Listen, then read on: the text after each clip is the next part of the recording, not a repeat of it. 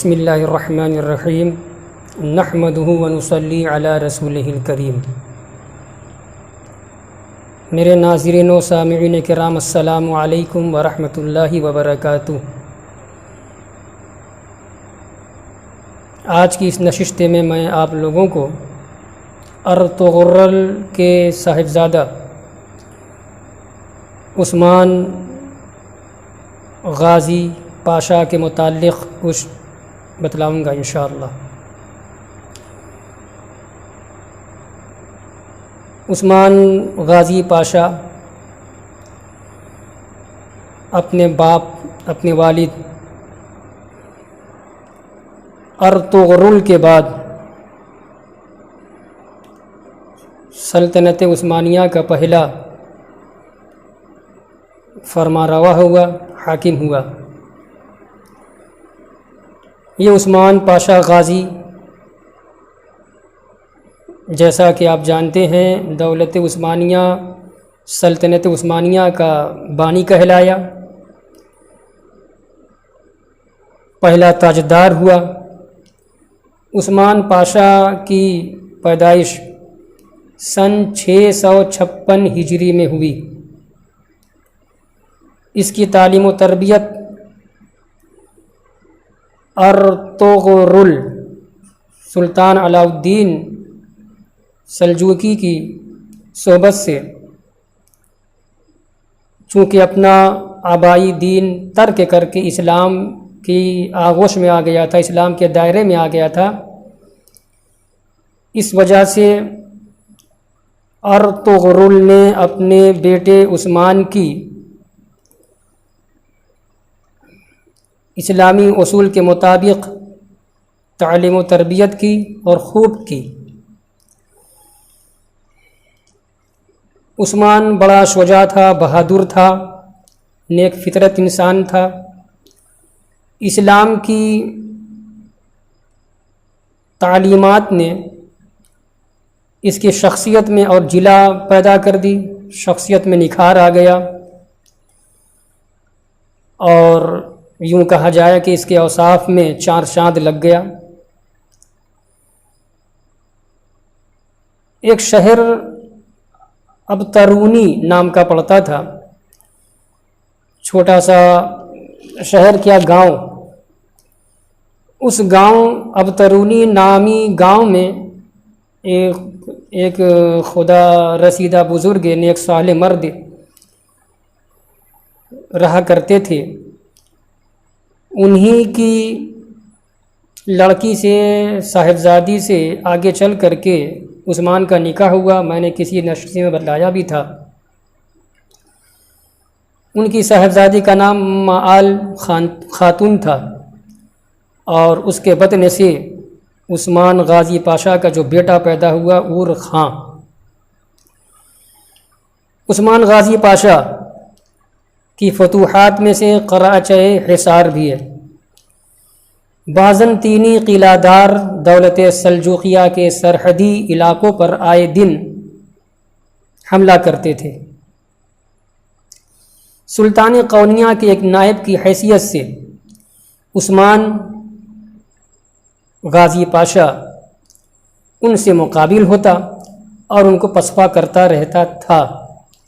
قراچہ حصار کا معرکہ پیش آیا تو عثمان غازی پاشا نے اس قلعہ کو بھی بڑی آسانی اور بہادری سے سر کر لیا، جیت لیا، اور اس کے ارد گرد کی تمام اراضی اپنے قبضے میں لے لیا۔ سلطان قونیہ علاء الدین سلجوقی نے عثمان کو اس بہادری و شجاعت کے صلے میں بطور جاگیر وہ سارا علاقہ حوالے کر دیا، انعام میں دے دیا، جاگیر میں دے دیا۔ اور یہی نہیں، سلطان قونیہ نے بیگ کے خطاب سے بھی نوازا، اور عثمان کو اپنا سکہ جاری کرنے اور اپنا نام جمعہ کے خطبے میں شامل کرنے کی اجازت بھی مرحمت کر دی۔ اس طرح بیگ لقب کے علاوہ سلطنت و امارت کے تمام امتیازات امیر عثمان خاں غازی پاشا کو حاصل ہو گئے۔ قرائچہ حصار کے حکمراں نکولس کراچہ حصار کا حکمراں نکولس تھا، جو 688 ہجری میں عثمان کے ہاتھوں زیر ہوا، اور اسی زمانے میں معال خاتون کے بطن سے اور خاں پیدا ہوا، ارطغرل کا پوتا اور عثمان غازی کا لڑکا اور خاں۔ تکفور، یہ بیلا چک کا حکمراں تھا۔ تکفور عثمان کا ایک قسم سے دوست بھی تھا۔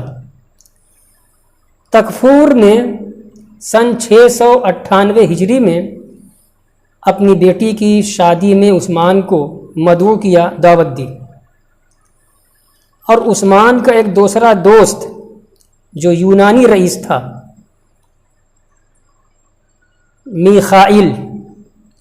میخائیل بھی دوست تھا عثمان کا، اس نے عثمان کو تکفور کے ارادے سے مطلع کر دیا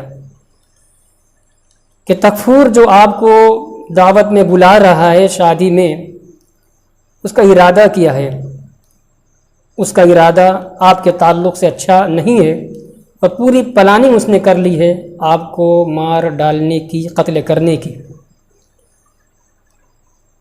عثمان غازی کس قدر جیالہ انسان تھا، بہادر فرما روا تھا، بانی سلطنت عثمانیہ۔ اس نے سمجھ لیا کہ کچھ معاملہ گڑبڑ ہو سکتا ہے، 40 سواروں کو اپنے ساتھ لیا، 40 ترک کے نوجوان شاہ سوار، بہادر، دلیر، لڑاکو، جنگجو اپنے ساتھ اس نے لیا، اور تکفور کے یہاں دعوت میں شرکت کے لیے روانہ ہو گیا۔ جب قریب پہنچا ہے تو میخائیل نے جو اطلاع دی تھی عثمان کو، معاملہ وہی نظر آیا۔ جیسے ہی عثمان کو احساس ہو گیا کہ حملہ ہوگا، فوراً اس کے ساتھ جو 40 سوار تھے اور مسلح تھے، وہ تیار ہو گئے اور لڑنے لگے۔ وہ جواں مردی کا مظاہرہ کیا ہے کہ بیلا چک کا فرما روا تکفور اور اس کی فوج سب مغلوب ہو گئی، شکست کھا گئی، اور فاتح بن کر کے وہاں سے عثمان غازی لوٹ رہا ہے۔ عثمان غازی کے دور میں آزاد حکمرانی کا باب۔ عثمان خاں دولت سلجوقیہ کے خاتمے کے بعد آزاد حکمراں تھا۔ عثمان خاں نے جس حکومت کی تشکیل کی، اس کے انتظام و استحکام میں سن 690 ہجری سے 697 تک مسلسل لگا رہا، محنت کی، کوشش کی، اور اس کے سامنے علاء الدین سلجوقی کی حکومت کا پورا نظام موجود تھا۔ اس طریقے سے عثمان نے تمام شعبے جو حکومت میں ہوا کرتے ہیں اپنی سلطنت میں، اپنی حکومت میں قائم کیے، اور تمام شعبوں کے لیے ترک افسروں کو مقرر کیا، رعایا کی خبرگیری کی، رعایا کی خیریت، بہتری اور اچھائی کے لیے اس نے بہت کچھ کیا، بڑا اچھا انتظام کیا، اور تھوڑے ہی عرصے میں اپنی ریاست، عثمان نے اپنی ریاست اعلیٰ درجے پر پہنچا دی، جو دولت عثمانیہ کی اولین شکلیں تھی۔ عثمان इंतज़ाम सल्तनत में मशगूल था। दूसरे तुर्क सरदारों ने बाज़ंतीनी किलादारों से साज बाज करके, अंदरूनी चाल चल करके उस्मान पर हमला कर दिया, लेकिन उस्मान की शुजाअत व बहादुरी के आगे और उसके वफादार सिपाहियों के आगे भला ये लोग कब टिकते। शिकस्त खाकर इताअत पर मजबूर हो गए।